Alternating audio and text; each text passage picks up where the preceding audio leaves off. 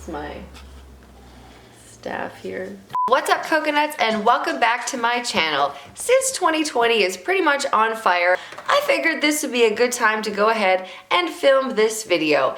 In my last video, Why Do People Like Full Glam, about halfway through, I kind of figured it out. It was right after I applied the BECCA Be Light palette as my all over powder after foundation, which is something that I never do. We're gonna powder. We're gonna powder the whole face.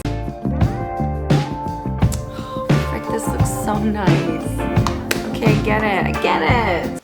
Well, the next day I thought, you know what, since everything is just kind of wrong right now, why wouldn't this work? Since I'm not a fan of powder products and I am not a fan of BECCA products, why wouldn't this be the time for this to just shine through and be a light? After washing my face and slapping on a little bit of vitamin C serum, I usually follow it up with the Josie Maran Argan Oil SPF 47 Moisturizer, super long name. Highly, highly recommend. I love this stuff.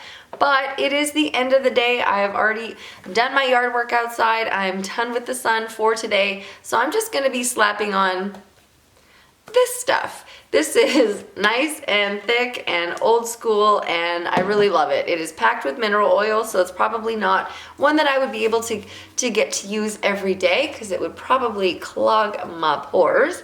But every now and again, and in the evening, or when I need a little bit more moisturizer, I love this stuff. And the reason that I use either this Nivea cream or the Josie Maran one is because it's really important, or I find that it helps with the application to pack it onto a really thick, tacky base. At this point, I do usually cheat a little bit, and I take just a little bit of liquid foundation just for the darkness under my eyes, any blemishes I usually get around my chin, and then the darkness on my eyelids. So I started doing this, like I said, the day after I initially tried it, and I kept going back into the mirror and being like, no, what? And so the next day I was like, no, there's no way. There's absolutely no way. And so I tried it again using the exact same techniques and doing this little tiny bit of foundation underneath, and it was the same thing. I was like, okay, is that you? Oh. Okay, now we're ready to go into the powder. What I really like about this, I probably should have maybe done this at the very beginning of the video, but there is the brightening powder and the blurring powder, as well as a contour and a blush shade. So the blush shade is really kind of gold and super shimmery, not my favorite. And the contour shade is a little bit on the orange or warm side, so just keep that in mind. And so here I've swatched the brightening shade up here, and then this is the blurring powder, which is really hard to see, which is kind of the point of it, because it's sort of supposed to just blend into the skin. So I'm taking this nice giant cheap brush from Walmart. It's nice and fluffy and flat, and I'm just gonna go between the two outer ones, really pack it on my brush, and I'm just going to stipple it on, because again, with this tacky sort of sticky base, any sort of swiping motion you might get a little bit patchy. So again, just dipping it in, going into the darker shade or the lighter shade, sort of depending on how fair you are or how tanned you are. At the end of being outside today, I'm going a little bit more into the dark side than I normally do. So now I'm going to swirl, taking the same brush, and go between the blurring powder and the contour shade and just give myself a little contour.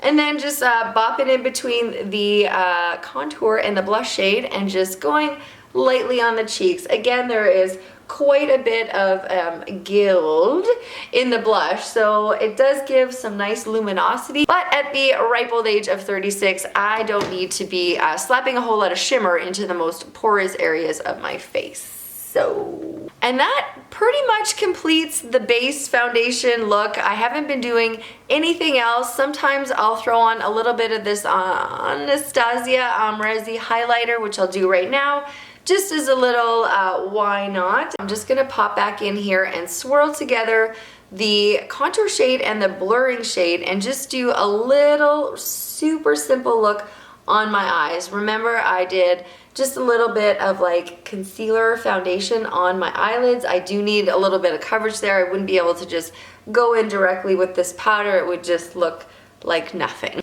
Even grabbing a little bit of the blush shade just for a little dimension and shimmer. Totally still stuck on this Maybelline Brow Drama with this ball at the end here. I love this thing. Like, it is the most one and done. Like, when I first pulled it out, I was like, where am I putting that? But now, like, I love it so much, and I've actually like dipped other products into the tube just so that I can keep using this. Like, that's sanitary, right? Now it's time for just a little bit of setting spray. Anytime you mist powder with a liquid like that, it just kind of helps the powder, the molecules or whatever, to sort of plump up and fill up all the lines and pores that you're like trying to blur and fill to begin with. So this is, you know, like magic. For the final touch, I'm just gonna throw on a little bit of burgundy mascara. I really like using the burgundy one. I love big, bold black lashes, do not get me wrong. But with this like nice, soft, gentle, like soft glam look, I really like using a little bit of a softer shade. And brown is nice, but burgundy is even nicer because I have greenish kind of hazel eyes. So anything with a purple or a reddish undertone really makes the green pop, and like, nothing wrong with that. Well, that about wraps up this video. Thank you so much for watching, everybody. If you have any questions or comments, please let me know down below. Please subscribe or hit like or go check out some of my other videos. That would be slick. And I hope to see you next time, everybody. Aloha.